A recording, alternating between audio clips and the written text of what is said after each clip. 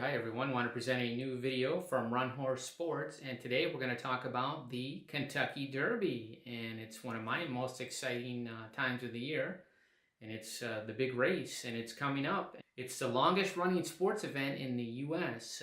The first Kentucky Derby was held on May 17th of 1875, so it's actually the longest running sports event in the United States, so that's pretty amazing. Some people around this time of year come down with something that we like to call Derby fever, and you might catch it. It can be contagious, but it is a great race, and it is a lot of fun, and it's something to really look forward to. The mint julep is the official drink of the Kentucky Derby, and the race. A lot of people say, "Well, what's so special about the Kentucky Derby?" Well, it's just an event that transcends sports. It's so exciting. And it's known as the most exciting 2 minutes in sports, and it really is something to behold. And if you haven't been to the Derby, you need to go. Even if you're not a person that likes or really likes horse racing, it's just something to experience one time in your life. So it's something you have to do. Another thing about it is, some people say, well, what's so special about the Derby? If the horse doesn't win, can always come back next year, right? And have another chance at it. No, it's not the way it works, ladies and gentlemen. The race is only for 3-year-olds. So you only get one chance to win it, and that's it. The horses, they get to run in at one time, and only at 3 years old. And if you don't win it, that's the only chance you get. So it's really special to be there and to have a horse that's good enough to have a chance to win the race. So let's go ahead and handicap the race, how to pick a winner. And that's what we mean by handicapping, is how to figure out what to bet on. And what you want to do is, and this is, we looked at the last 10 Kentucky Derbies, and we took some information, and that's what we want to present to you today. The last 8 Derby winners coming into today, this is 2019, they've won their last race. And going back before that, the Super Saver, who won the race in 2010, he finished second. So you really want a horse that's coming off a win. That's very, very important. Horses in the betting have done pretty well over the last 10 runnings. 2 of the last 10 winners were long shots. Okay, so we had only 2 long shots there. That was Animal Kingdom, and then it was, of course, the big blowout winner, Mine That Bird. It was 50-1. They made a movie about him. It was really a special win there. But the rest of the horses have been pretty well in the betting, and we've had quite a few favorites win lately. So if you want to back a horse that's has a good chance to win the race, you really have to look at the the board, the tote board, and you probably want one of the favorites, unfortunately, to win the race. So you're not going to get a lot of value there. There are exceptions to the rule, but the things that have made it interesting is, even with the favorites winning, some of these payouts can be quite large if you go into the exotics. And what we mean by that is the first 3 finishers, the first 4 finishers of the race, which is called the trifecta or the superfecta. If you go into that, a lot of times a second or third place or fourth place finisher have been long shots. So the recommended strategy would be to take one of the favorites, one of the top 3 horses in the betting, and then to play that with some long shots for 3rd and 4th place, maybe even 2nd. So that's what I would do on that, and play try to catch a trifecta, and that's where the big money's at in this race, or the superfecta if you can get the first 4, and that's really a big payout. So if you're looking for something really to make a big score, that's the way I would look to play it. The Santa Anita Derby and the Florida Derbies are key to this race. Okay.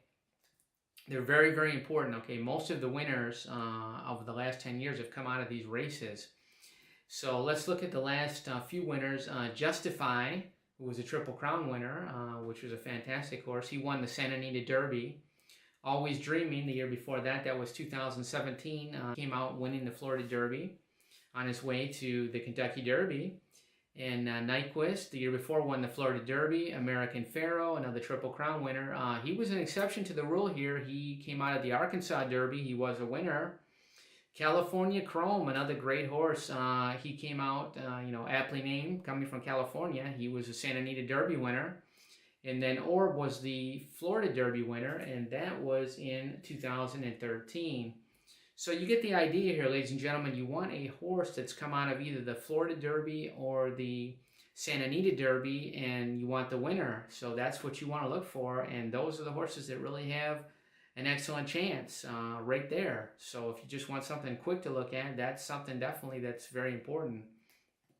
Okay, let's look at another factor is that a lot of trainers and jockeys tend to be repeat winners of this race.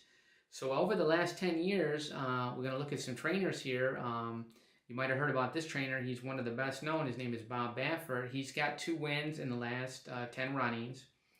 Doug O'Neill, he's got 2 wins. Todd Pletcher, another fabulous trainer, he's got 2 wins. So you get the idea. So you want to look for a trainer that's won it in the last 10 years, and he has a good chance to repeat, he or she. So far, we haven't had any female trainers win the Derby, but that would be fantastic. Okay, and the jockeys, also you see a pattern here. In the last 10 runnings, we've had John Velasquez win 2 times. Mario Gutierrez has won the race twice. Victor Espinoza has won it twice, including a Triple Crown. And Calvin Burrell, he had that fantastic streak where he won 3 out of 4, and he's also won it twice in the last 10 runnings.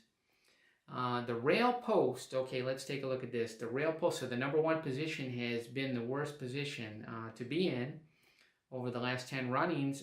It's only got 1 in the money finish. So if you want to look to eliminate a number from your plays, it might be to throw out the number 1 horse. That's really a tough post position in this race. One of the reasons can be is because a lot of the horses bunch up on the turn, and that inside position, they tend to get squeezed. So that's a place that you don't want to be.